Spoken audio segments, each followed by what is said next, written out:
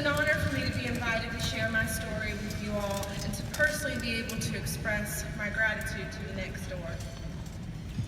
37 years ago, I was a young girl born to a loving family, a Christian family. My father was a pastor, my mother was a loving wife and mom. As a child between 6 and 7 years of age, a dark secret came into my life. It was a secret made up of sexual molestation, physical and emotional abuse. My life for years was about daily survival, masking sadness and living a lie. There was pressure everywhere. Pressure to be good, picture perfect, happy and healthy. None of this was actually present in my real life. I learned very early to keep my feelings to myself and to not share my pain. Sexual and physical abuse became patterns in my relationships as a teenager. By this age, my self-esteem was non-existent. An actual disdain for myself would be a more accurate description. I was vulnerable and weak, but mostly I was desperate for acceptance and love. I was convinced that my life was of no worth. I believed that due to bad things that had happened to me, that I too had become bad. I made poor choice after poor choice, allowing myself to be influenced by very negative people. Jump to age 21. I had never been a drinker. I actually didn't care for alcohol, but I enjoyed good times, nightlife, and lots of money. So when a bartending job presented itself to me, I took it. Almost as quickly as I learned to make tasty cocktails and pour fine wines, I was consuming them. Immediately, I had a new best friend. I was able to be all the things I'd ever wanted. I was confident, funny, clever, entertaining. I was no longer scared and too consumed with anxiety and self-doubt to enjoy a life outside the confines of my home. Alcohol was legal, it was popular, profitable, glamorous, and it was everywhere. In the beginning of my alcoholism, there were normal mishaps. The loss of my purse, reissued debit cards, waking up hungover, to very big, huge, disastrous examples of where the abuse of alcohol had led me. Date raped, waking up with my face beaten in, not knowing what happened, being pulled over for a DUI only to be sexually assaulted by the police officer himself, and having to relive that experience with the trial aired on an evening news. Alcohol had officially turned on me. Long gone was the friendship.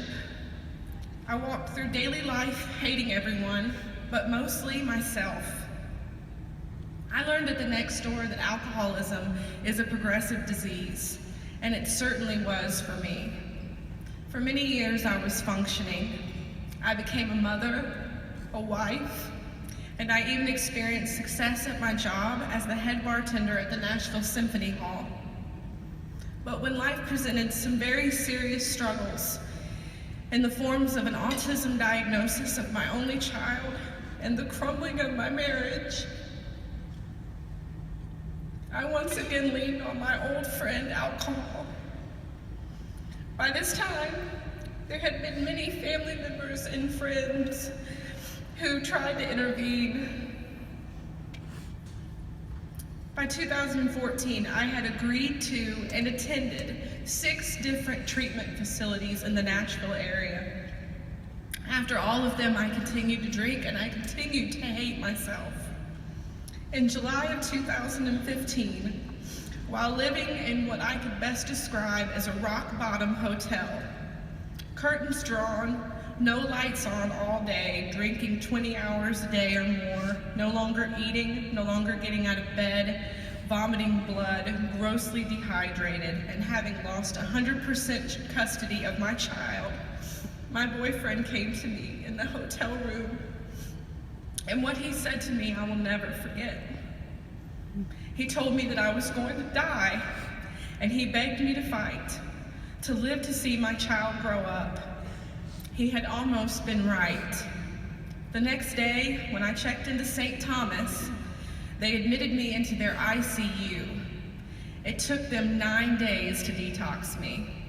My emergency room doctor had said upon arrival that my blood level was more than 5 times the legal limit, and I had maybe only had 1 more day lived in that hotel room had I not sought help. By God's grace, I was alive and admitted into the next door within 2 days of leaving St. Thomas.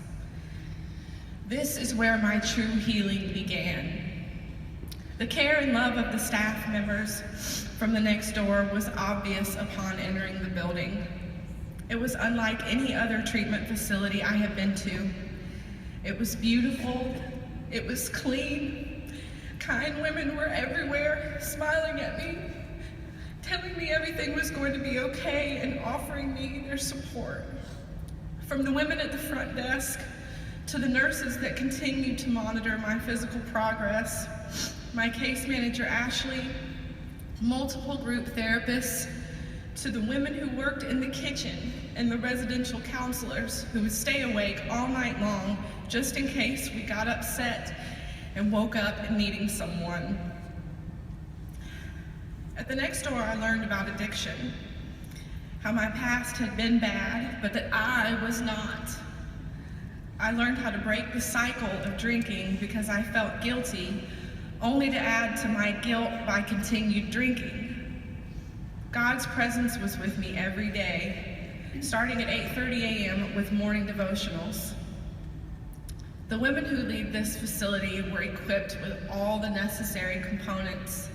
They were educated on the disease as well as compassionate and nurturing. I do not believe I would be standing here speaking to you now if not for my opportunity to learn from and to lean on the staff at the next door. In 2 weeks, I will turn 38 years old.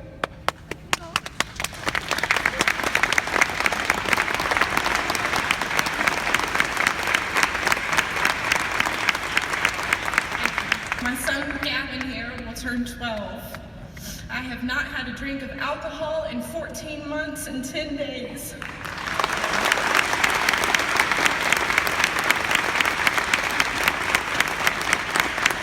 My son lives with me at the Freedom Recovery community behind the next door. We have a lovely home that has been the answer to our prayers of being reunited, as well as a community of women and children who are just like us. The next door taught me that empathy is key in one's own success in recovery. Were it not for my sisters at the next door during treatment and also at the Freedom Recovery community where we live now, I am not sure I would have kept fighting. I am enrolled as a student at Nashville State Community College, where I'll begin classes to obtain my licensure in drug and alcohol counseling this winter.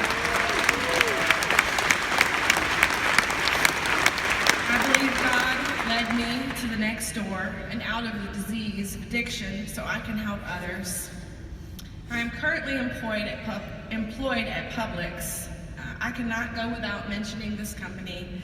I know that it is a risk that employers often run into hiring addicts, and not only have they put Freudian slip, put me in charge of the floral department, but they have been with me on this journey of recovery for 2 years now. Yes, thank you. They're in the building. With all of this being said, I could stand up here and talk to you all day about what the next door has done for me. I really could. It has meant a chance of life, and a good one at that. I am so thankful to have my mom and my dad and my sister and my son all with me to see me today, telling you how I fought the disease of addiction. I honestly believe that without the love and support of the next door, I would not have won. So thank you. Thank you all for being here today. Thank you for having hearts to give. Today is about so much more than giving money. It is about giving hope and giving life. So many women like me could not afford this blessing, if it were not for the compassion of the donors and people like you. Thank you.